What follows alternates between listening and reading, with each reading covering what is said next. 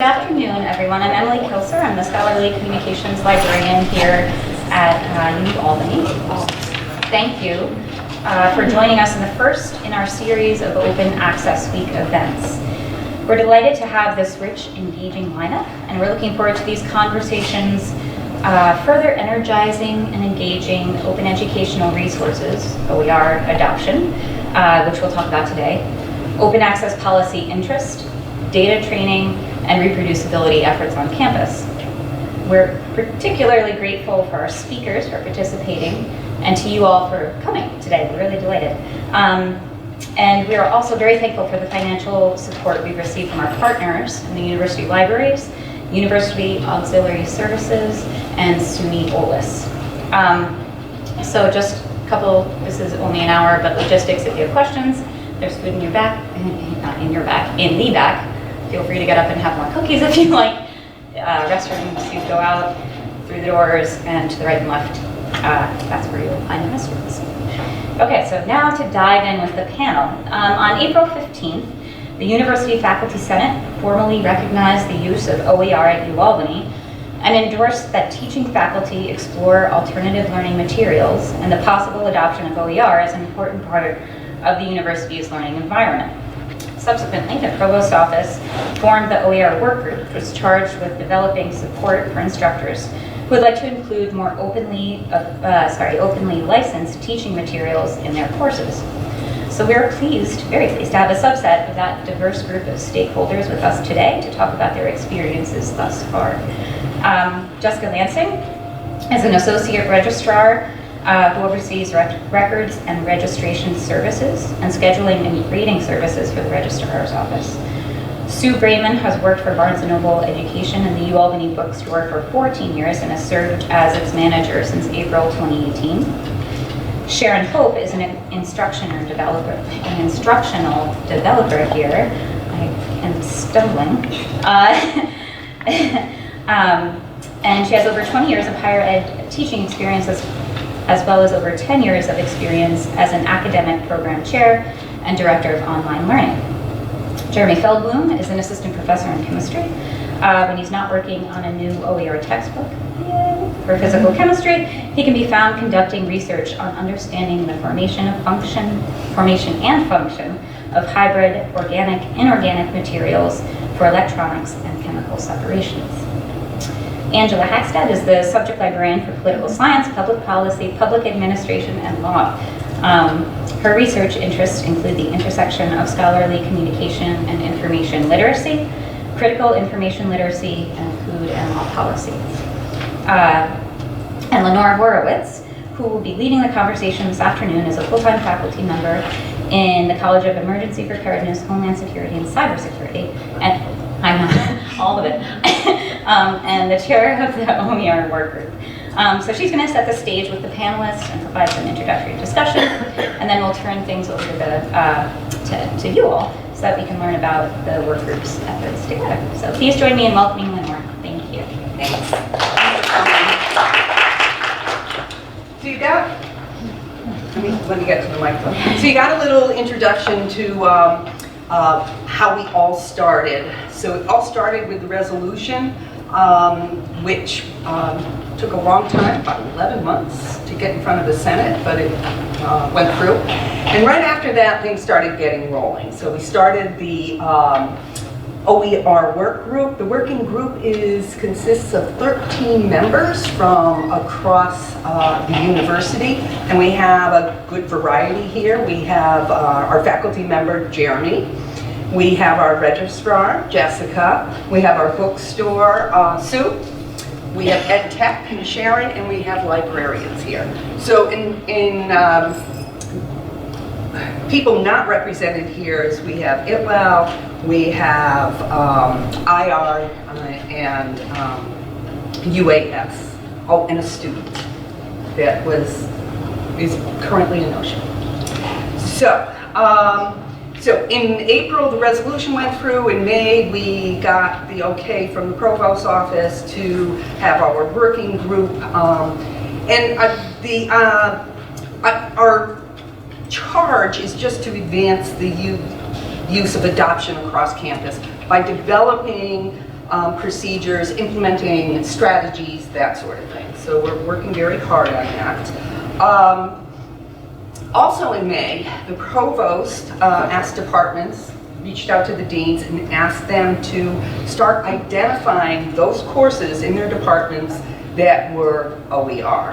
And we define OER as using open educational resources with a cost of less than $50. Oh, and only 51% of the materials that you use in the classroom have to be OER. So that's our definition here at UAlbany.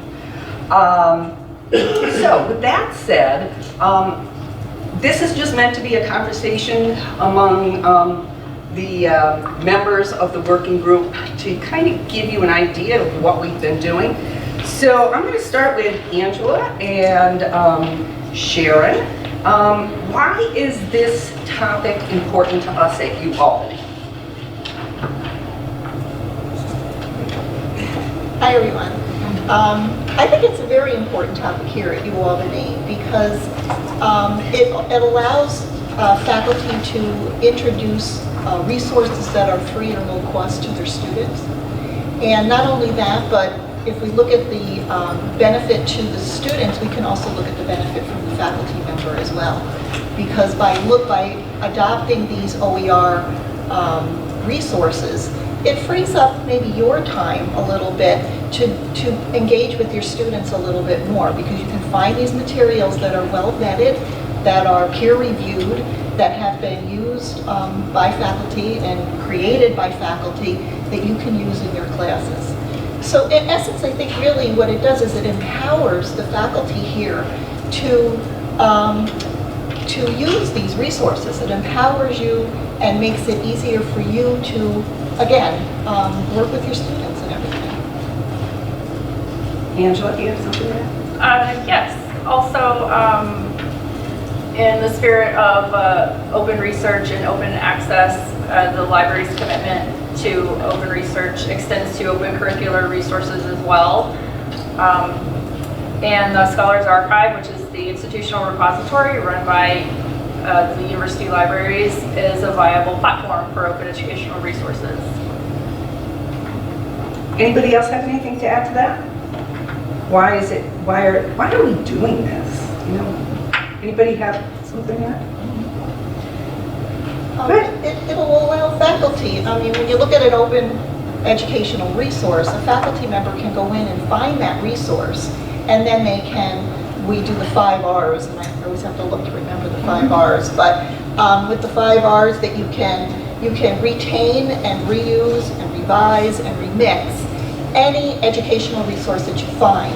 So you can tailor it to your course, which is really a nice thing to do. As a faculty member, sometimes we find resources and we really can't, we find that they're not useful for us in the manner that they're presented. So with open educational resources, we are able to change that. There's a license that allows us to do that, and and make it specifically for your course. Jessica? Yeah, I was just going to say, from a student perspective, we know that our students are struggling with fees and tuition increases, and so I think it's important for them to see that we are doing our best where we can to keep costs low. And although not always free, lower cost materials is definitely one area where we can assist them. Awesome. So I'm going to ask Sue and Jessica to hone in on this question, answering this question. What interactions have you had with other colleagues across campus around OER? I mean, I think we didn't have a whole lot of interaction until this working group started, which was great to get the bookstore involved. We do have partnerships we can work with to get low-cost printed books. Some students just need that physical copy in their hand. Not everybody can learn online, so we are able to have a lower cost printed version for text for students who want it. And not everybody has known that, so I think it's been good to be part of the working group so that we're able to explain what we can offer from our side. And then from the registrar's office, one of our main, I guess, priorities with this is to make sure that the students are aware that this exists for them. So being in scheduling, we are responsible for coding of the classes and putting attributes on so that students know what to expect. So this is one of those areas where we will put a note so that students can search the schedule of classes and see if they're looking specifically for a lower cost materials, they can search for that and find the courses that have that available to them. So a lot of us didn't know a lot about it prior to the working group, so it was really an interesting conversation to have because we need to understand it so that when we talk with departments and admin managers, we can explain to them so that they can work with their faculty to get them to code the classes that they were already doing this in, because some of them were doing it, they just didn't know that there was a code or a term out there for this. Sue, do you want to add what the Bookstore has done for helping students look for OER? There's a section on our website now under the Find My Textbook. There's also a Find OER material, so they can actually search in the department to see what courses offer lower cost materials, which was I think a great update to our site. Sharon, you want to add to this answer? Just address it. Blackboard. You can get into Blackboard, and when you want to use a particular OER, like for example Lumen or Top Hat or one of the ones that we associate with, you can bring those materials right into your Blackboard course. So for the technology part, it makes it very easy. Same thing with Barnes and Noble. We can bring them. Leave me out. We can bring those in too. She's sitting right next to me. Anyone else on the panel? Yeah, there's sometimes a misunderstanding between the distinction between library reserves or course reserves and OER. So libraries can help faculty with sort of navigating that. While we do absolutely encourage faculty to use library resources in their courses, we can also help them with choosing resources for OERs and to help them understand the difference between those two very different things. Awesome. So I'm going to ask 2 questions to Jeremy, but the rest of you are going to jump in with yours thoughts on this. So why would a faculty member want to incorporate OERs into their course materials? And what are the benefits of using OER in our courses to our students? So it's been alluded to already, but OERs allow a degree of customization for the course that a traditional textbook doesn't necessarily promote or encourage. And so in my course, I teach junior, senior level, and graduate level classes. I have not taught sophomore or freshman class. But even at that level, I can begin my class, for example, with a YouTube video of a chemical reaction, which would otherwise be very dangerous to perform in the classroom. But it's big, it's projected, there's sound, there's a big explosion and a fire, and it's very exciting, and it certainly wakes up the students at 8 or 9 in the morning when I'm teaching. So, and you know, more than just showing a video, I'm providing something the students can always turn back to. I provide them with that link, and well, given the permanence or hypothesized permanence of YouTube, they can look that up 5 years later. And so with OERs, part of the OER philosophy is that these materials are accessible not only while the students are taking the class, but forever after. And so the student could download the video and rewatch it, but more to the point, they can download or adopt those educational materials so that in a class 2 years later, in graduate school, in their chemical engineering job that they get after graduating from here, they can always go back and have free open access to those course materials, which will benefit them in the future as well as in the current class. And so that is one of the many benefits. I think it's an important one to highlight compared to, for example, some course materials that require subscription, which unfortunately, in my opinion, unfortunately, they exist. And so the student will pay money, have access to the material for a year, and then that's it. They can't ever access that material again without paying further. So from a faculty perspective, customization of the course. So I can include something like a YouTube video, which is of no cost to the students, but also in terms of the textbook course materials.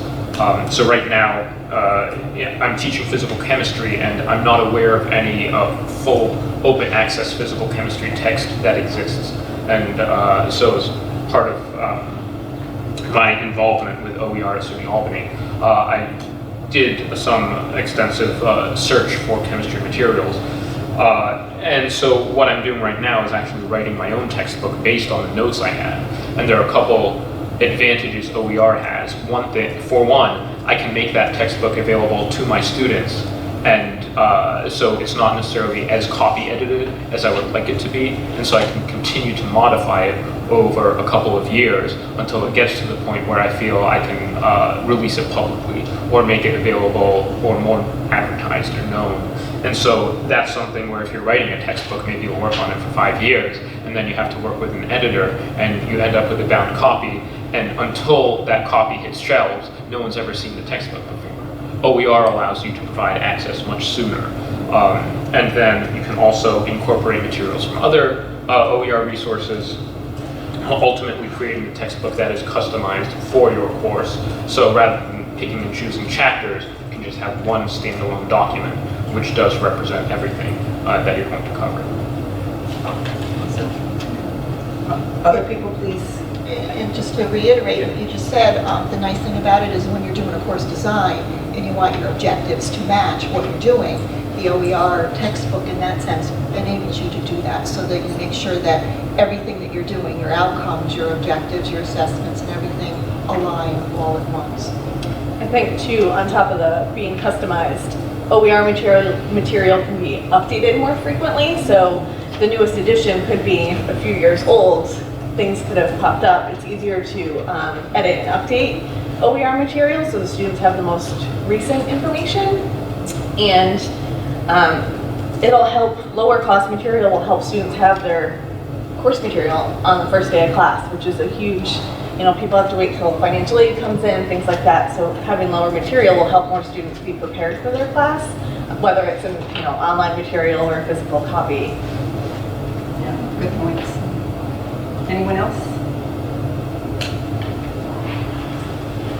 All right, so this is just a question really for all of you. What particular challenges did you find in your role at UAlbany as you move toward OER?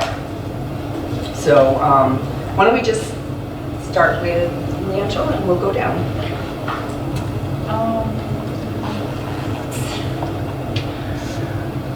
I think the lack of understanding about OERs. There's the perception that OER content is a waste of time because spending time on OER content doesn't count for promotion and tenure criteria, which needs to change. Moving courses to OERs in certain disciplines was frowned upon, and a fear of quality concerns. Also getting the word out was an obstacle as well. And still an obstacle. Yes. So we're still struggling with that. So thank you for listening to us today. Being on the OER working group has really enabled me to learn more about OERs and how they are represented.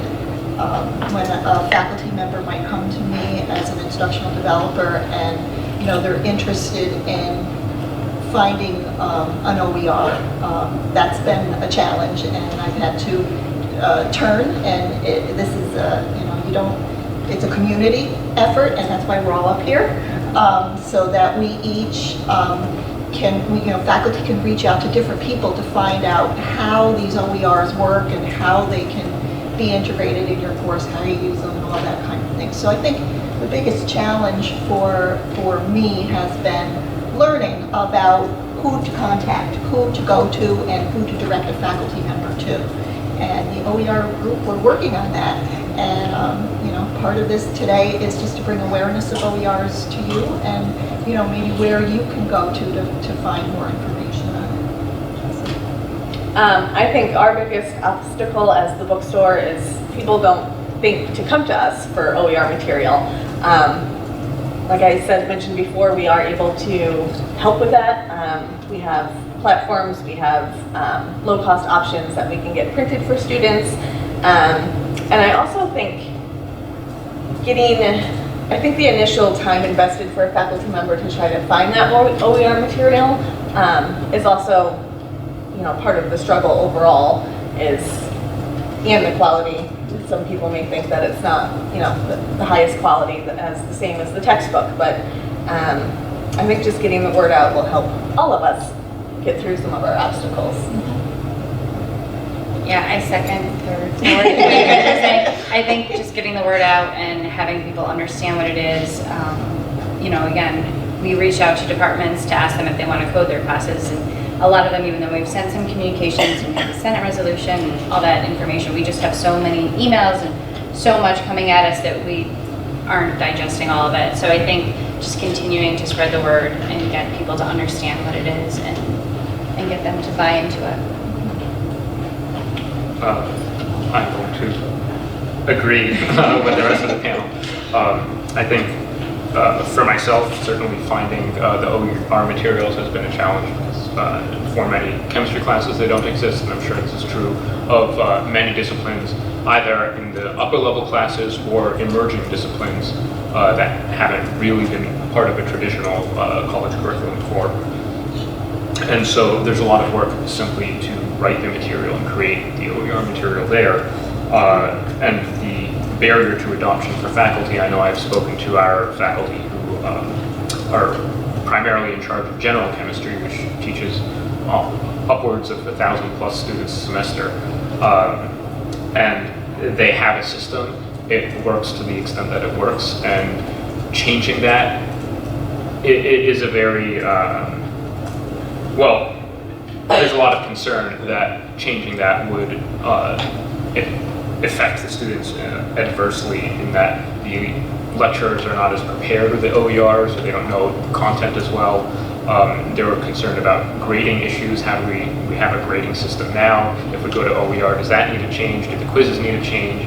And those questions, rather than answering them, it's easier just to say no thanks. And so that's difficult, and I hope that will slowly change in the future. Of course, when I have tenure, I would like to take some more time to take a look at that, which alludes to a point that was brought up earlier. So I'm going to ask the three of you who have been on so I'm looking at Sharon and Sue and Jessica, who've been on the working committee since we had our first meeting, I think it was early April, maybe end of March or something. And one of the things that we started to look at is there's been a lot of state funding for OER that SUNY has passed down to the individual universities, but that's not going to go on forever. And yes, we are getting more faculty interested in looking at OER and implementing OER in the classroom, but we have to sustain ourselves. So one of our biggest jobs that we've been working on since April is how do we do that? And as you can see, this is a collective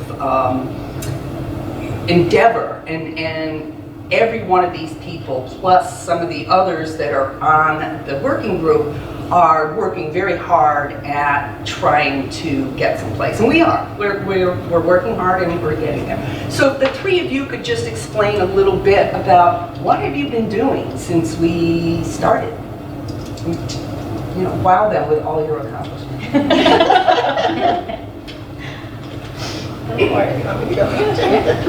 I've been doing a lot.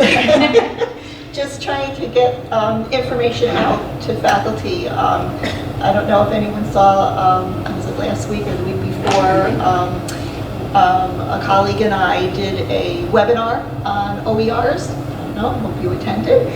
We did have quite a few faculty members that did attend. So that was one way to get some information out to faculty. Also, been working on different, with the working group, some little subcommittees. Elaine Lazda from the Dewey Library and I are working on creating a faculty course that, so that you don't have to come, what do I want to call it? Help me. One that you can, like a SUNY, like an open SUNY course where you can just take it for the week. We're working on that, and to help you understand exactly, again, what OERs, how they work, where you find them, and what resources you can use here at the university. I'm also working with Lenore from her end. This has been a really exciting endeavor for me as an instructional developer. I'm working, she has created an OER book, and now we are working with Carnegie Mellon and the Online Learning Institute and a software program called Echo, which will take her book and make it interactive so that she can take the book that she developed for OERs, and now the students will be able to get into it and have some interactive activity within that book. So that has been very exciting for me to work with Lenore on that. So again, just advocacy of OERs, trying to get the word out, trying to get everybody interested in, trying to get faculty to understand how beneficial OERs can be for them and for their students. So I've been quite busy and enjoying it. Like Sharon said, I mean, obviously getting the word out has been our main goal. When we ask faculty for adoptions, we've been adding in a new note that says, please, even if you're using OER material, please let us know. If nothing else, so we can just report back to our working group to get a better idea. Also, it lets students know from our website that that book is OER for that other search method we have on our website. So it's just been trying to communicate with the faculty. Bio switched to a OER textbook from OpenStax. So we ordered, a little less, thinking that they had free material online. The amount of students that still bought the cheaper print copy was amazing. So obviously that was a learning tool for us. So we're learning and just trying to communicate with everybody that that we reach out to try to figure out how we can help. I think my role is more at the behind the scenes, again, making sure that we are reaching out to departments during initial scheduling so that that information is available to students when they begin looking at the schedule prior to advanced registration. So getting that information as early as possible so that the sections can be coded appropriately. So that's what. And they're doing a great job. So in the fall, when the provost actually sent out the news that we were going to identify sections in the fall, I think we identified over 20. I'm not sure what the number was. I'm not sure what the numbers are for the spring. I don't have that off the top of my head. We'll discuss that next week. Okay. But anyway, it's growing. It really is. So that awareness is coming out. So yeah, we've been very busy tracking enrollments. That was one of our big things that we went out at, and how are we going to do it? It was scattered everywhere. It still is a little scattered, but we are also working on procedures and guidelines for the university to make this a little easier, so that we aren't reaching out so much to the faculty, the individual departments, and that sort of thing. So things are getting in order there. I mentioned about the sustainability, and we looked at 3 things, and one of them was infrastructure. And I think we've got that pretty much in place. I mean, that's one of the guidelines that we're working on, our procedures about, where does a faculty member go to get help? And just the fact that we're all working together pretty closely. We're new, but we're working well, and we're actually accomplishing things. So we're doing well on that part. Culture, we've talked about to you. We're still out there trying to get the word out. What is it? What can we do to help? And what are the benefits to the faculty member? What are the benefits to the university? What are the benefits to our students? So we're doing that. And lastly, it's resources. Currently, the only resources that we've ever had came from SUNY, And this is probably the last year that we're going to get this. We did identify for the coming semester, so that's another thing that we've been working on. Elaine Mazda, the other librarian, and I reached out to upwards of 50 faculty members because we had some money from SUNY. So if they were doing any OER, new OER sections, we were able to compensate them with that.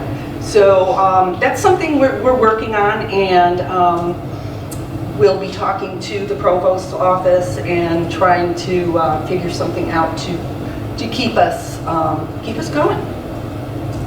So with that said, we can open up to questions to the audience. Yes, Deborah. Thank you. I'm excited about the possibilities. I would like to know, though, it's not clear from the definition to me if this is OER can mean another market.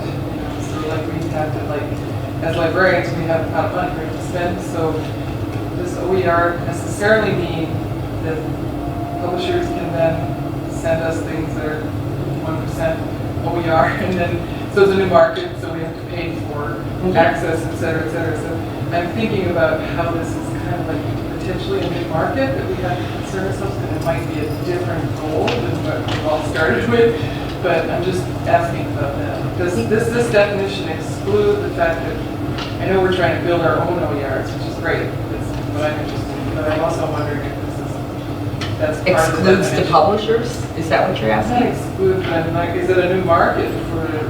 Wouldn't that be wonderful? I mean, if Well, that, we still have to pay for it in the library. I'm worried about it. well, I'm thinking textbooks. Oh, you're talking more articles, journal Well, maybe if articles? they're selling materials that are 51% OER, but you have to purchase the whole, you know what I mean? Oh, it still has to be below that $50 mark, though, to be included. So, Thank you. yeah. Yes. I wondered if the panel could tell us which disciplines are at the leading edge of OER and who are the ones that are falling behind and why? I'm looking at Jeremy. You want to start with that? Yeah, so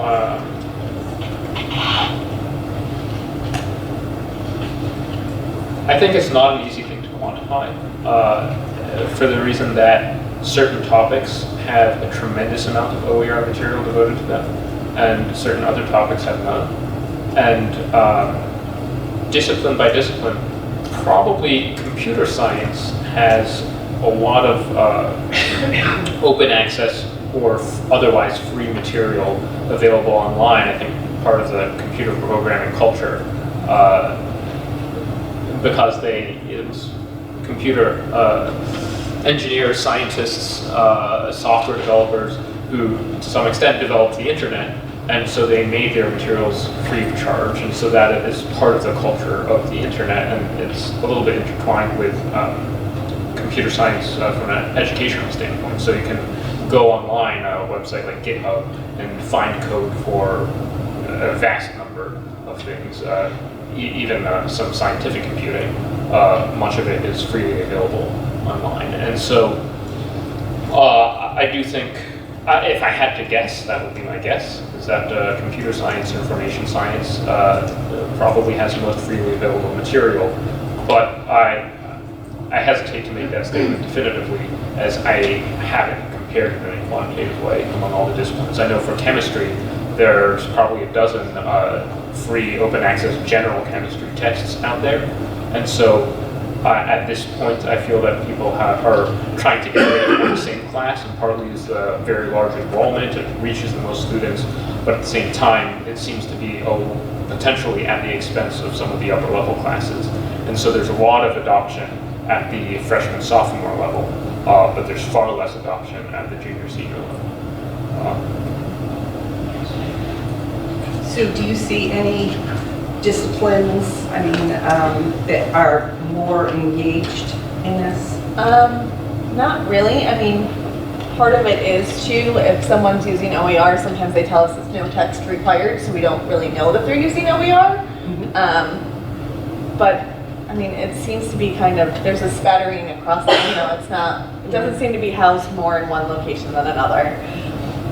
Right, I agree. What we do see, though, is a lot of the non-traditional faculty, part-time faculty, seem to embrace it. Maybe, I don't know, more time that they have to actually review some of the materials. And one of the, with full-time faculty, you get the argument a lot that why would I do this when the publisher has provided me, and you said something about this, Jeremy, about all the quizzes and all the solutions, and not only that, the environments, they're the platforms, as we were talking about earlier, that come with the textbook, that make it much easier to get through the semester. But besides the platform that Sharon and I are working on from Carnegie Mellon, so this would provide all that auxiliary material for the faculty member. There's also another platform that we are using on campus, Lumen Learning, that also tends to provide more of this. But again, as Jeremy said, it doesn't cover every discipline, and it is mostly in the 100, 200 level classes. So, great question, thank you. Yes? So I'm wondering if your group has talked at all about open pedagogy, or as David Wiley calls it, OER-infused pedagogy. So he has that really great quote about airplanes, have wheels so they can go down, they can drive down the road if the road's wide enough. But that's not really what they're designed for. So OERs are going beyond just being an open textbook and being used to really change the nature of the course. And I just wonder if that's been discussed at all, or if you've really been focused on primarily OER. Another great question, and I wish if Elaine was here, Elaine Mazda, the librarian, has really picked up on that, and she's working with it. But yes, it is. For those of us on campus that are remixing textbooks, we're using our students to help these pieces of work grow. Either in the classroom, a lot of times I will hire undergrad students to work with me to come up with assignments, solve assignments, and that sort of thing. So on a small scale, yes. And we certainly are looking into it and discussing it, just hasn't gone very far yet. Anyone else? Any other questions? Anything we can help you with? Yes? So the tenure and promotion piece came up. I was wondering if there's any way that you're going, how are you going to address the fact that you are creating this content like Yuko up here? Currently, I have no plans to do so. I certainly don't think that, and I say this about chemistry departments, research-intensive chemistry departments in general. I think the culture is how much money did you bring in, how many papers did you publish, and far below that, was your teaching reasonable, and far below that, did you serve the university in some way, shape, or form? And it doesn't seem that, I mean, I can say that many people have been denied tenure for lack of grant funding or publications or external recommendation letters on impacted research. A few have been denied tenure for lack of teaching abilities, and that's it. And so, while there may be some ancillary benefit, I can, if I make thermodynamics open access text, I can say that this is some broader impact to the greater scientific community, that is service to the community, but certainly it would play a large role, and that is also certainly delaying my ability to spend time on that in sacrifice of other things that are going to help me keep my job. And that's true across the SUNY system. You will find that outside of the R1 institutions, we have community colleges, other four-year colleges that are discussing this, that it is being pursued to make sure that working with OER, incorporating, writing OER, remixing OER is included in that. So again, the conversation is going on. We just aren't there yet. Any other questions from this awesome audience? We really appreciate your comments. Thank you. Anything else you want to say, Pam? I do have one more question. Well, go for it. I'm curious if the authors of OER resources are using Creative Commons licenses on them, or if, they're setting up something formal that really tells the community that it's okay and what the author will allow, or are they just kind of throwing it out there? No, there is a process. So at the SUNY level, we have a group. It's OER SUNY Services, SUNY OER Services. There we go.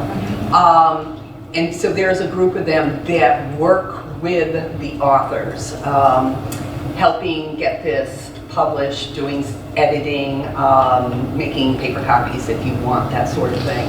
And there are repositories, and there's many repositories out there, like OpenStax I'm thinking of, has many textbooks. But OER Services, SUNY Press has also a platform to hold all these.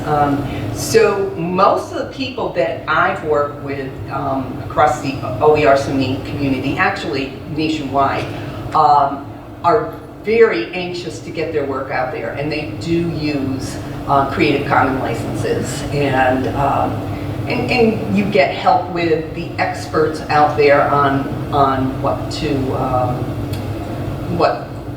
Creative Commons license you're going to actually use. So I think generally OER authors are writing this so that the world can use their information and their knowledge and just spread it around. So it is very open. Awesome. So thank you for coming. And thank you for inviting us. Thank you.